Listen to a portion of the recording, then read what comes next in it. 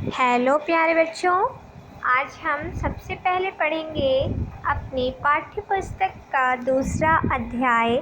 यह रसायन विज्ञान का भाग है और इसके अंतर्गत इस अध्याय का नाम है हमारे आसपास के पदार्थ शुद्ध हैं। ये हमारे चैप्टर का नाम है। सबसे पहले तो बच्चों, इस विषय में आप थोड़ा सा सोचिए कि आपके पास जितनी भी चारों तरफ चीज़ें हैं, क्या वो वास्तव में शुद्ध होती हैं। जैसे आप जो हवा ले रहे हैं, आप जो कपड़े पहन रहे हैं, आप जो खाना खाते हैं, जो फल खाते हैं, क्या वो सभी चीज़ें वास्तव में शुद्ध हैं।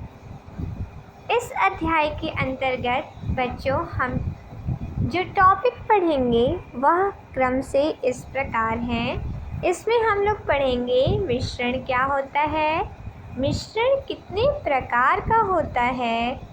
उसके पश्चात कुछ इसमें क्रियाकलाप देखेंगे। क्रियाकलाप मतलब होता है प्रयोग। प्रयोग के द्वारा मिश्रण के विषय में हम समझेंगे। उसके बाद पढ़ेंगे विलयन। तो आज के इस वीडियो में हम दो टॉपिक पढ़ेंगे, मिश्रण और मिश्रण के प्रकार, क्रियाकलाप और विलयन। तो आइए सबसे पहले हम पढ़ते हैं कि आखिर शुद्ध चीज़ें होती क्या हैं। देखिए बच्चों, आपको दिया हुआ है, हम कैसे जान सकते हैं कि बाज़ार से ख़रीदा हुआ दूध, घी, मक्खन, नमक, मसाला, मिनरल, जल या जूस शुद्ध है। जैसे आप जब बाज़ार जाते हैं और बाज़ार से जब सामान को ख़रीद कर लाते हैं तो उसमें ज़रूरी तो नहीं कि वो शुद्ध हो। उसमें हो सकता है कि दुकानदार ने या कंपनी ने कुछ अन्य पदार्थों को भी मिला दिया हो। तो आप कैसे ज्ञात करेंगे कि वास्तव में जो हम बाज़ार से सामान ले आए हैं, क्या वह शुद्ध है या शुद्ध नहीं है। क्या आपने कभी इन खाने वाले पदार्थों के डिब्बों के ऊपर लिखे शुद्ध शब्द पर ध्यान दिया है। जैसे बच्चों, जब आप कभी सामान लेने जाते हैं तो जो पैकेट होता है, जो डिब्बा होता है, उस पर क्या लिखा रहता है, प्योर। प्योर मीन्स क्या होता है, शुद्ध। अगर इस पर हमने कभी ध्यान दिया, अगर हाँ ध्यान दिया, तो अब हमें पता करना है कि आखिर ये शुद्ध होता क्या है। एक साधारण व्यक्ति के लिए शुद्ध का अर्थ होता है कि पदार्थ में कोई मिलावट ना हो, लेकिन वैज्ञानिकों के लिए ये सभी वस्तुएं विभिन्न पदार्थों के मिश्रण हैं, अतः शुद्ध नहीं है।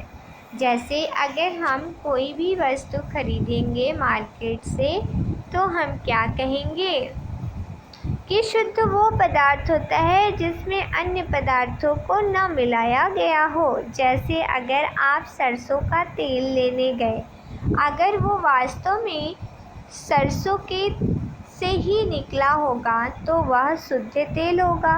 लेकिन अगर सरसों के साथ उसमें किसी अन्य पदार्थ को मिला दिया जाए, जैसे धान की भूसी या फिर कोई अन्य पदार्थ, और सरसों दोनों साथ में मिलाकर अगर उसको पेरा जाए और उसके बाद अगर आपको तेल प्राप्त हो, तो वह क्या हो जाएगा, शुद्ध नहीं होगा।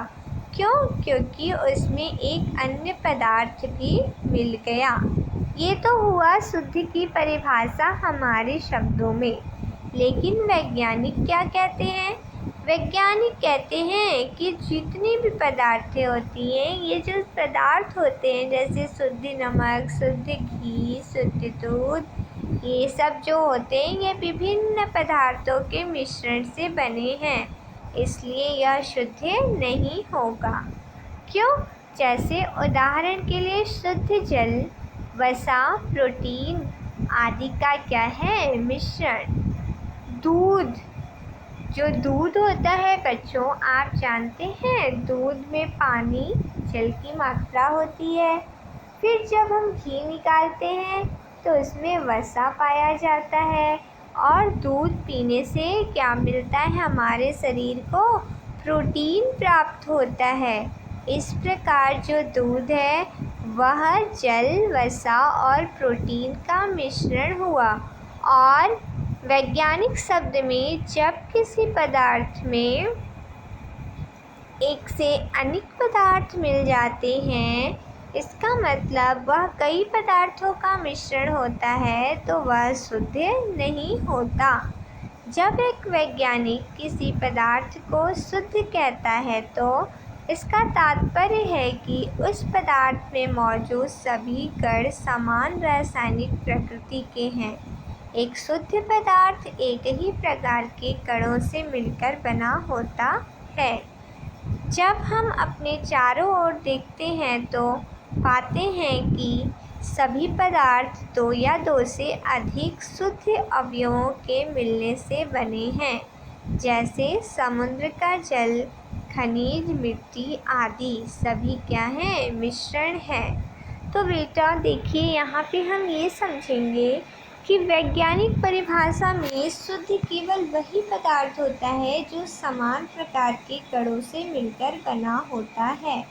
अगर एक समान प्रकार के कणों से मिलकर, जिसकी रासायनिक प्रकृति क्या होती है?